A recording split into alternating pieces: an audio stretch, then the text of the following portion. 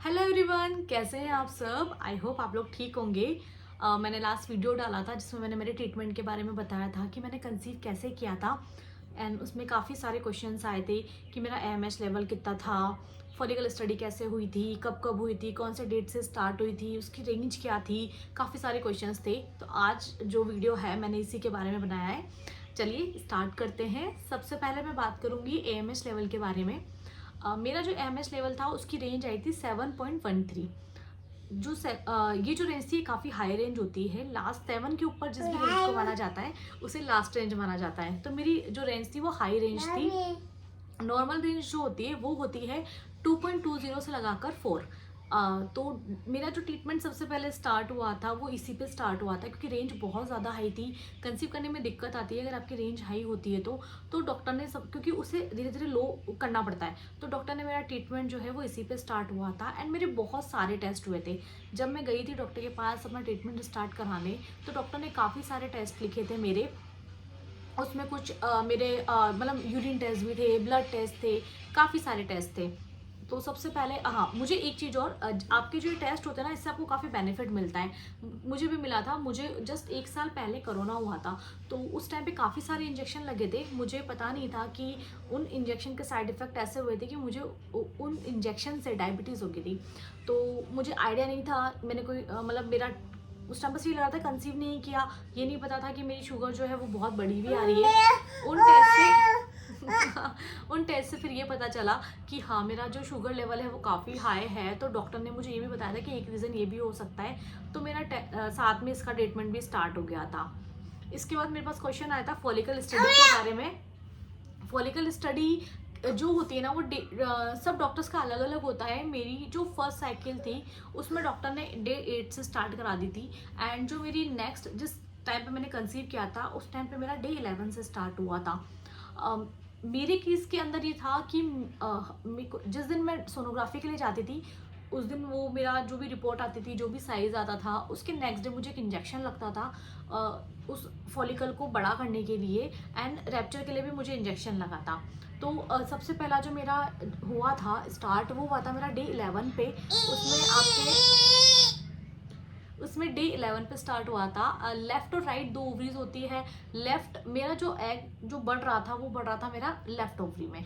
Right ovary के अंदर कुछ भी ऐसा इम्प्रूवमेंट नहीं था। जो नॉर्मल स्मॉल साइज के जो फॉलिकल्स ऑलरेडी होते हैं वही था, कुछ भी इम्प्रूवमेंट नहीं था। लेफ्ट में मेरा जो एक फॉलिकल था वो बढ़ रहा था, सिंगल फॉलिकल।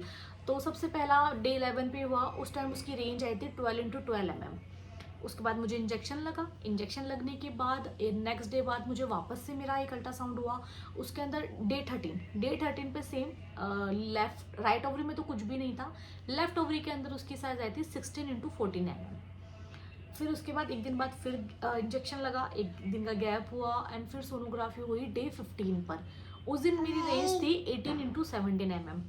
उसके बाद एक दिन जब मैं डॉक्टर को दिखाने गई तो डॉक्टर ने मुझे रैप्चर करने के लिए एक इंजेक्शन लगाया था, क्योंकि एक का साइज अगर बढ़ता चला जाएगा तो वो खुद से रैप्चर नहीं होगा। और मेन यही होता है कि एक रैप्चर होना चाहिए। रैप्चर नहीं होगा तो आप कंसीव नहीं कर पाओगे।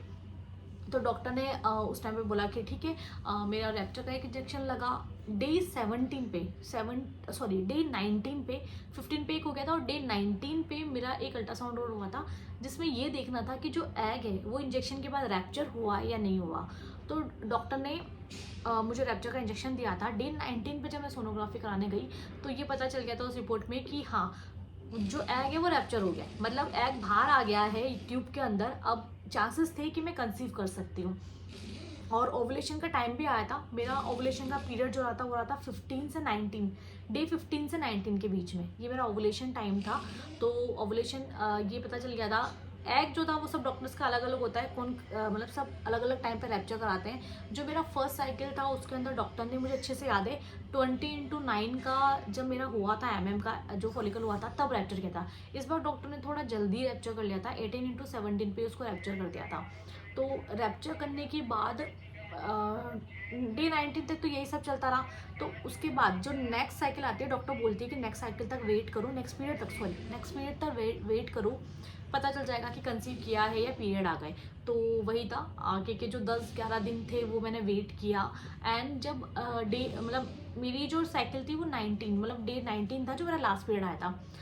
डेट 19 थी उसकी, तो नेक्स्ट 19 तक मैंने वेट किया, 11 दिन का वेट रहा मेरा। उसके बाद एकदम ऐसा नहीं है कि बस हो गया, जिस दिन पीरियड आए थे उस वापस 1 महीने बाद मैं चेक कर लिया, वो नहीं कहता। मैंने उसके बाद 10 दिन का वेट लिया था। 10 दिन बाद जब मैंने चेक किया तो उसके अंदर मुझे पता चला था कि हाँ, मैंने कंसीव कर लिया है, मैं प्रेग्नेंट हूँ। तो ये डिपेंड करता है, मतलब मेरी डॉक्टर ने मुझे बोल ही दिया था कि मेरे साथ क्या दिक्कत आई थी कि जब मैंने लास्ट जो मेरी साइकिल थी, जिस टाइम पे पूरे चांसेस थे, उस टाइम पे भी मेरा ऐसा हुआ था कि मेरे को 5-6 दिन ऊपर हुए थे और फिर पीरियड आए थे। इस बार साइकिल में भी यही डर तो यही था कि 5-6 दिन ऊपर हो गए, क्या पता वापस पीरियड ना आ जाए। बट इस बार पीरियड नहीं आए थे और कंसीव कर लिया था।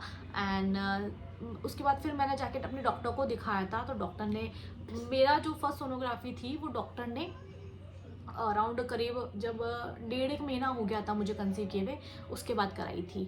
तो ये सब डॉक्टर्स का अलग अलग होता है, रेंज भी अलग अलग होती है। अगर आप ट्रीटमेंट ले रहे हैं तो जैसा आपकी डॉक्टर बोले आप बिल्कुल वैसा ही करें। उससे बेनिफिट ये होगा कि हाँ बेटू, उससे बेनिफिट ये होगा कि आपको मतलब अच्छी गाइडेंस मिलेगी और आप जल्दी कंसीव कर पाओगे। तो बस मेरे साथ भी यही सब सीन था। एंड मेरा ट्यूब टेस्ट हुआ था, मैं नेक्स्ट वीडियो ट्यूब टेस्ट पे भी डालूंगी। उससे मुझे बहुत बेनिफिट मिला था, क्योंकि फर्स्ट साइकिल के बाद ट्यूब टेस्ट हुआ था और सेकंड साइकिल के पहले हुआ था।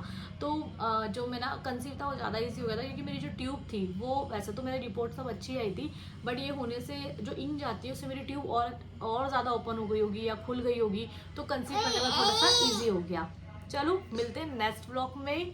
बाय कर दो आरू, बाय बाय। नेक्स्ट ब्लॉग में मिलते हैं। और वीडियो अच्छा लगा हो तो लाइक और सब्सक्राइब करना ना भूलें। Thank you so much.